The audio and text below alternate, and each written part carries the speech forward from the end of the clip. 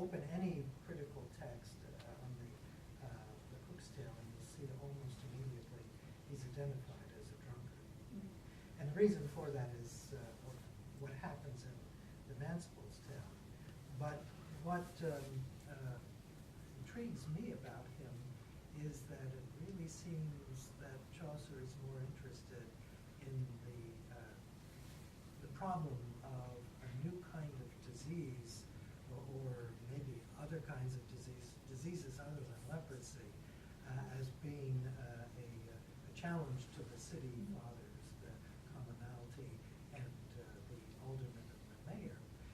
And what Pilgrim Chaucer is doing is he's allowing this fellow to speak, but when he begins to speak, it's just one mistake after another. And in a sense, what we're seeing is this new citizen actually being something of a potential threat, even though he is a citizen, to the order and to the whole structure. Does that answer your question? Yeah, that answers my question.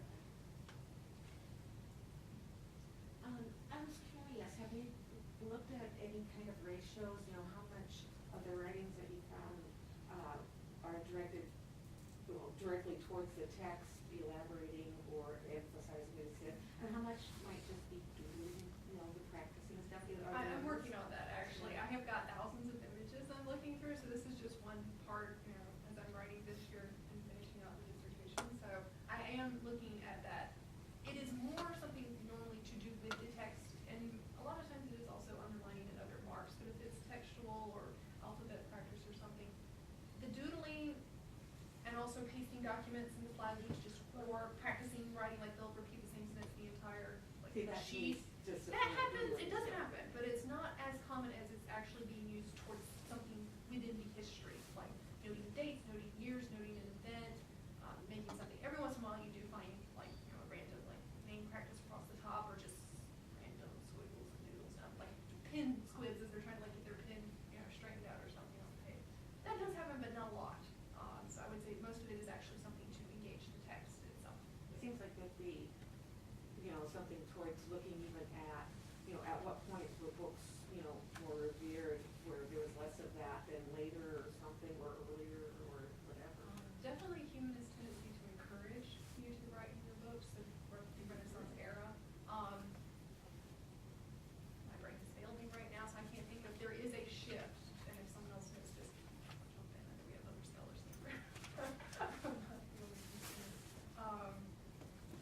There is a shift in this era, in the modern era. We're very much used to there's signs and stuff like that. Don't mark the books, you're getting fine. Or if you sell a book back, a textbook back to the bookstore, if it has markings in it, sometimes they will give you the lesser of the buyback price than actually fits the pristine copy, that sort of thing. So very much it's more of a modern 20th, maybe sometime in the 19th century. I have a feeling is when it shifted, but 20th century for sure we have moved towards we prefer clean copy. That's what we want to buy off of Amazon. We want the like new version, not a possibly good, maybe it'll be there version. So that is a modern looking back. We're like, oh, it's written on the page. This is terrible. And it's but it actually lets us see what they were doing. That are commonplace books. As some readers don't want to write in their books in the Renaissance period, they have an open notebook next to them, and they will maybe. That's what I'm hoping when I go to England this summer is there's commonplace books that British Library specifically engaged and noted to be with people who had these chronicles to see maybe some of these just where I have lines, just dashes, is noting something within a commonplace book. Okay, so sometimes where I'm just getting marks in the books and not really much textual marginalia, maybe because there's been their extended comments inside of a what's called a commonplace book. We call it just a notebook now. That could be exciting to find out. Oh, it will be. I can't wait to get my hands on it. Good luck with it. Thank you. Are there any other questions, comments, ruminations? Anybody want to help me out with images? Is it always the index finger? Generally, yeah, no, it's not the moment where we might have other fingers coming out, but no. It is always the index finger, yeah.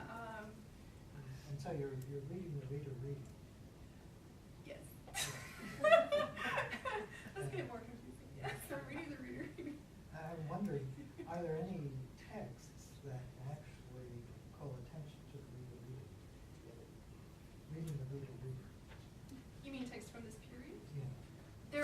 few, I Kind of- haven't found kind them of. yet, but there are a few mentioned in some of the Marginalia books I was mentioning, like Sherman and other people have mentioned that there are some books during this period specifically geared towards school students, so that they know what the best marks or the best abbreviations they should be using in their text in this method. But that's the only ones I've specifically heard towards like how reading.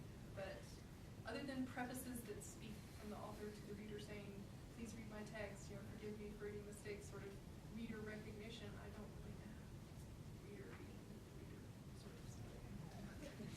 Not till later, when the scholars get involved. Are there any other questions or comments? If not, I really thank